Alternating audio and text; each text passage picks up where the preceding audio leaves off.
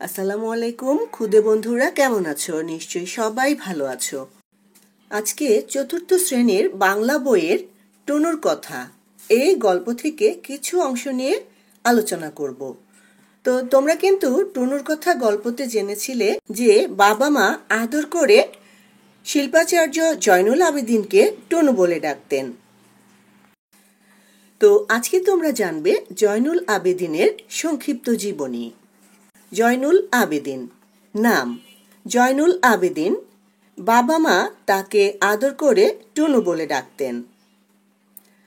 জন্মসাল ও জন্মস্থান শিল্পাচার্য জয়নুল আবেদিন 1914 সালের 29শে ডিসেম্বর কিশোরগঞ্জ জেলার কেন্দুয়া গ্রামে জন্মগ্রহণ করেন। শৈশব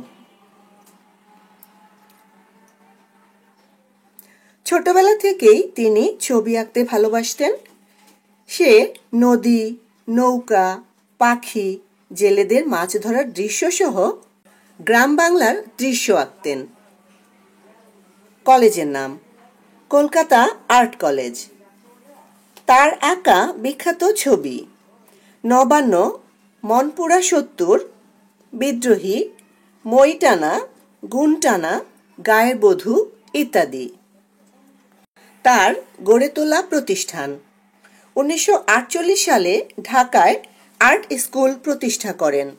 1958 সালে সেই স্কুলটিকে ঢাকা আর্ট কলেজে রূপ দেন, যা এখন ঢাকা বিশ্ববিদ্যালয়ের চারুকলা ইনস্টিটিউট। মৃত্যুর তারিখ 1976 সালের 28শে মে মৃত্যুবরণ করেন। তো বন্ধুরা, তোমরা আজকে কি জানলে? জয়নুল আবেদিনের সংক্ষিপ্ত জীবনী। পরবর্তীতে তোমাদের সাথে আবার কথা হবে। সে পর্যন্ত সবাই ভালো থাকবে। আল্লাহ হাফেজ।